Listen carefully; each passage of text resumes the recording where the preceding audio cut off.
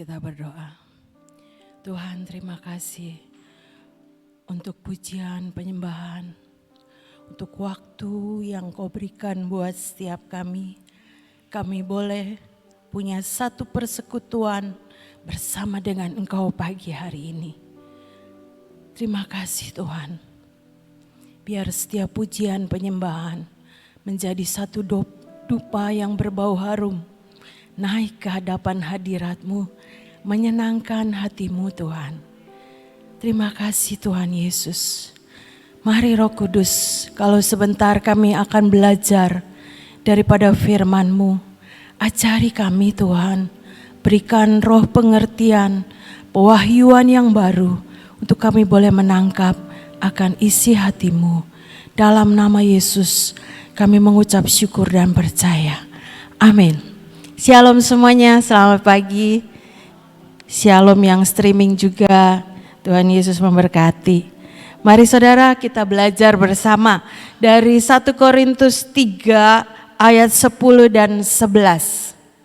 1 Korintus 3 ayat 10 dan 11. Dikatakan sesuai dengan kasih karunia Allah yang dianugerahkan kepadaku. Aku sebagai seorang ahli bangunan yang cakap telah meletakkan dasar dan orang lain membangun terus di atasnya. Tetapi tiap-tiap orang harus memperhatikan bagaimana ia membangun di atasnya. 11. Karena tidak ada seorang pun yang dapat meletakkan dasar lain daripada dasar yang telah diletakkan, yaitu Yesus Kristus. Poinnya ayat yang 10 bagian terakhir tadi ya saudara. Tiap-tiap orang harus memperhatikan bagaimana ia harus membangun di atasnya, di atas setiap kepercayaan kita ya saudara. Yesus Kristus adalah dasar dari setiap kepercayaan kita. Seperti sebuah bangunan ya saudara. Bangunan yang tinggi itu memerlukan satu fondasi yang kuat. Demikian juga saudara dan saya. Biarlah kita terus melekatkan hidup kita kepada Tuhan. Mengandalkan hidup kita kepada Tuhan. Sehingga kita tidak terombang-ambingkan dengan segala pengajaran-pengajaran, penyesatan-penyesatan yang bakal terjadi di akhir zaman ini ya saudara. Di dalam Matius 7 ayat yang ke-24 dikatakan, Matius 7 ayat 24 dan 25. Setiap orang yang mendengar perkataanku ini dan melakukannya, ia sama dengan orang yang bijaksana, yang mendirikan rumahnya di atas batu. Kemudian turunlah hujan dan datanglah banjir. Lalu angin melanda rumah itu, tetapi rumah itu tidak rubuh sebab didirikan di atas batu. Jelas ya saudara, setiap orang yang mendengar perkataanku dan melakukannya, ia diibaratkan orang yang mendirikan di atas batu. Hidup saudara dan saya biarlah terus melekatkan hidup kita kepada Tuhan. Punya kebenaran firman Tuhan yang menjadi pelita dalam jalan-jalan hidup kita. Di dalam cerita di Alkitab ya saudara, ada cerita Yusuf. Yusuf itu seorang budak, akhirnya dia menjadi seorang karyawan di rumahnya Potifar ya saudara. Dari seorang budak jadi penguasa dikatakan, yang menguasai seluruh harta daripada Potifar, mengurus semuanya ya saudara. Dipercayakan sesuatu yang besar. Tapi pada satu waktu istri Potifar itu merayu dia. Dan cerita Alkitab, Yusuf itu lari daripada istri Potifar. Dan ujungnya Yusuf dipenjara ya saudara. Tetapi tidak sampai di situ. Justru ketika menjadi seorang tahanan, ketika dia ada di liang tutupan, dia dapat mengartikan mimpi daripada Firaun.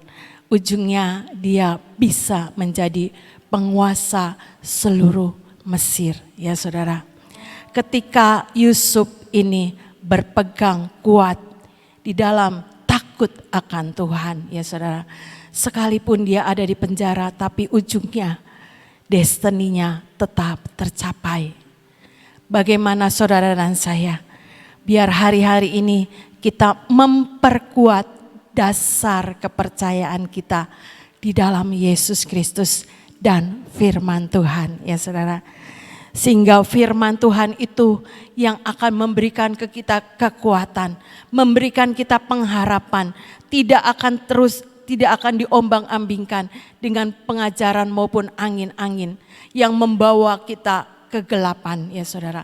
Tapi biarlah kita mempunyai kekuatan, mengandalkan Tuhan, berharap sungguh-sungguh memegang Tuhan sebagai dasar kepercayaan kita yang kuat, ya saudara. Di dalam Kolose 1 ayat yang ke-23 dikatakan. Kolose 1 ayat yang ke-23.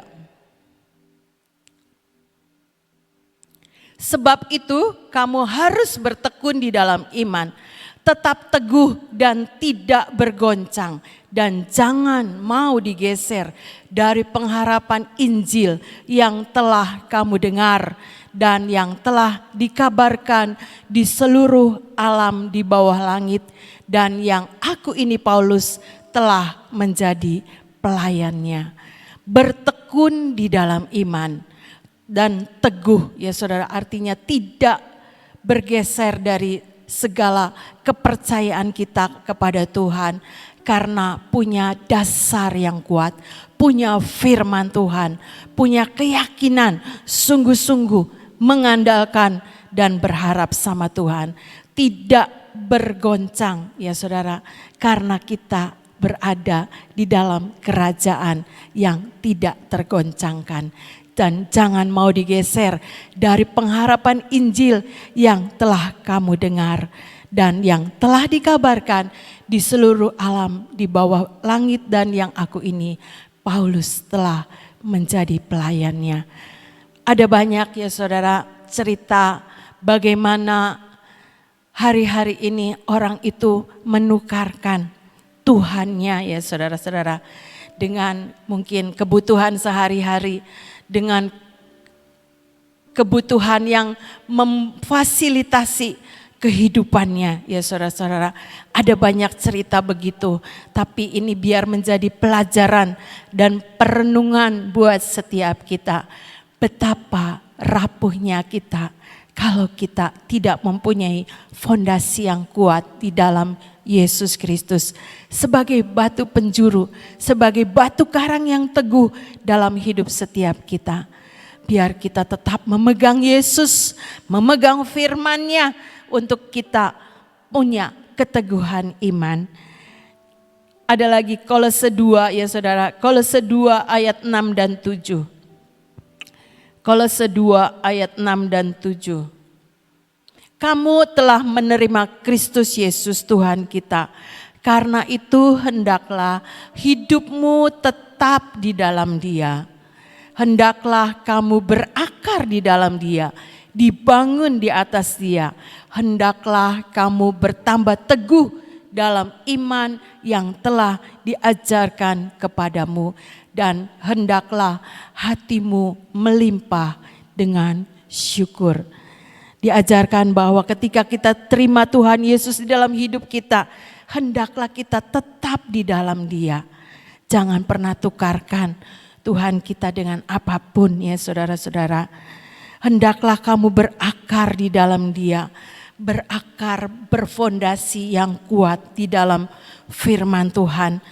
Dibangun di atas Dia, dibangun di atas kebenaran firman. Hendaklah kamu berteguh dalam iman yang telah diajarkan kepadamu. berteguh di dalam iman karena kita mendengar firman. Biar firman itu membuat setiap kita tidak tergoncangkan ya saudara. Tidak digeser dengan kepercayaan kita kepada yang lain. Tidak pernah menukarkan Tuhan dengan apapun. Banyak ajaran-ajaran yang menyesatkan. Tetapi ketika kita punya kebenaran firman, kita punya fondasi yang kuat ya saudara-saudara, itu tidak akan membawa setiap kita diombang-ambingkan dengan pengajaran-pengajaran yang bukan daripada Tuhan. Mari saudara, kita terus melengkapi hidup kita dengan dasar yang kuat, yaitu Yesus Kristus Tuhan sendiri dan firman-Nya. Sehingga dikatakan di dalam Efesus 6 ayat 10. Efesus 6 ayat 10. Ini ketika kita punya perlengkapan senjata Allah ya saudara-saudara. Efesus 6 ayat 10. Akhirnya hendaklah kamu kuat di dalam Tuhan, di dalam kekuatan kuasa-Nya, di dalam firman Tuhan, di dalam perlengkapan senjata Allah. Sehingga kita ini menjadi orang-orang yang kuat menghadapi setiap goncangan-goncangan yang bakal terjadi di seluruh dunia ini ya saudara-saudara. Biar kita tidak pernah tukarkan kepercayaan kita kepada Tuhan. Karena kita pegang erat, kita punya fondasi yang kuat di dalam Yesus Kristus Tuhan. Amin. Itu saja yang boleh saya sharekan. Tuhan Yesus memberkati. Di dalam sesuatu bangunan itu sangat menentukan. Saudara, saya teringat akan pembangunan gedung ini pada waktu itu. Itu namanya tiang pancang itu luar biasa banyaknya ya. Itu dipakai sebagai suatu fondasi berdirinya gedung ini.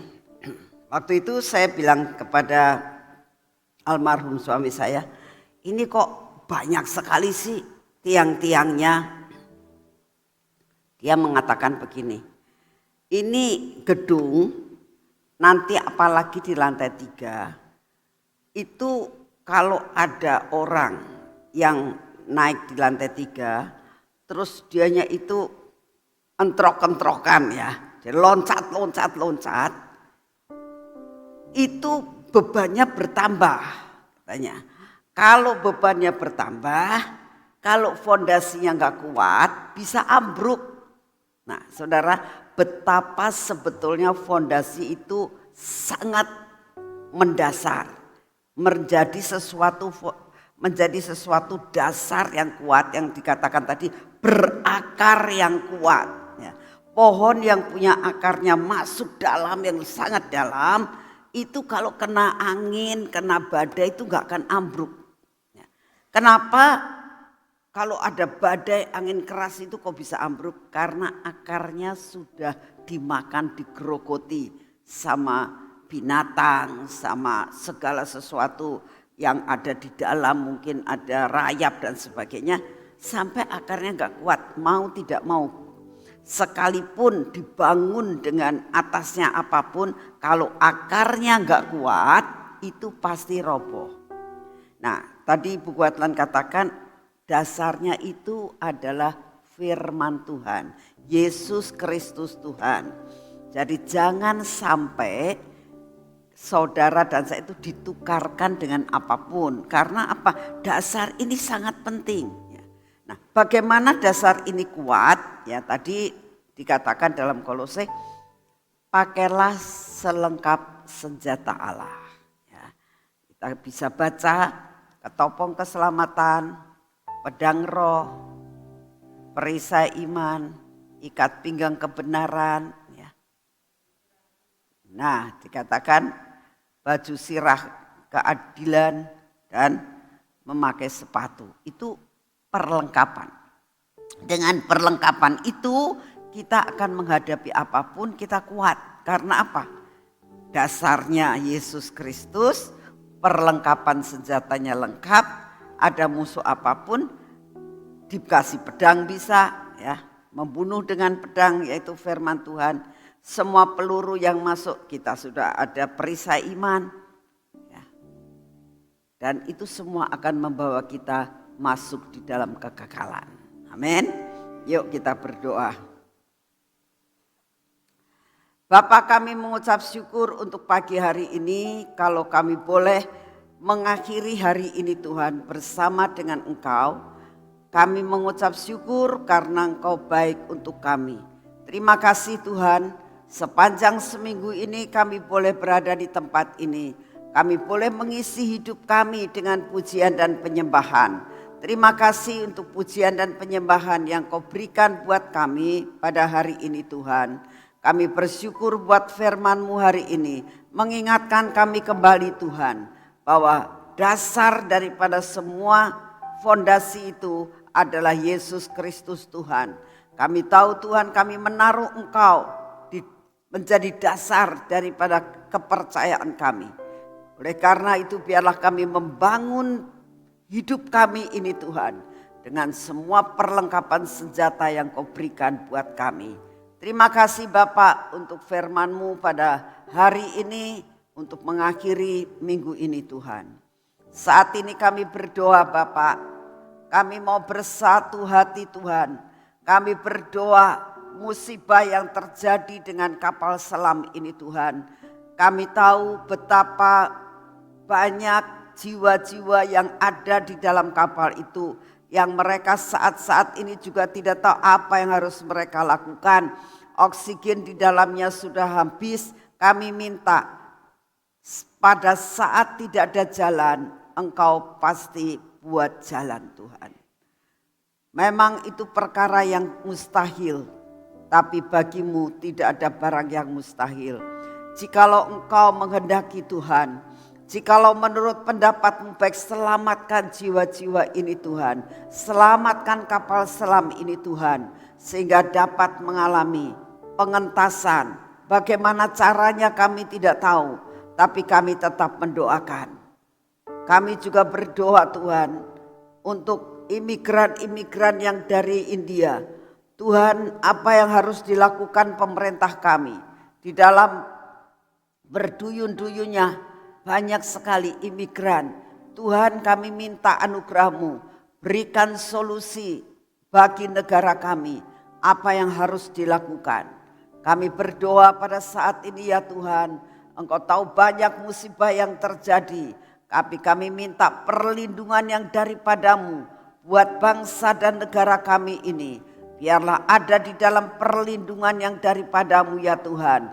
Lepaskan kami daripada COVID, lepaskan akan bangsa kami ini Tuhan, dari semua malapetaka yang Kau izinkan terjadi. Terima kasih Bapak, kami berdoa untuk pemerintahan bangsa dan negara kami. Kami berdoa buat Bapak Presiden kami, semua jajaran pemerintah dari yang terendah sampai yang tertinggi.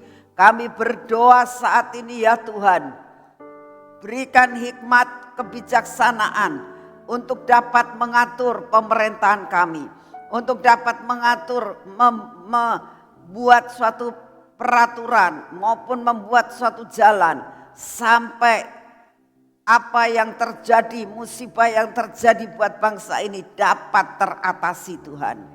Terima kasih untuk kasih setia-Mu.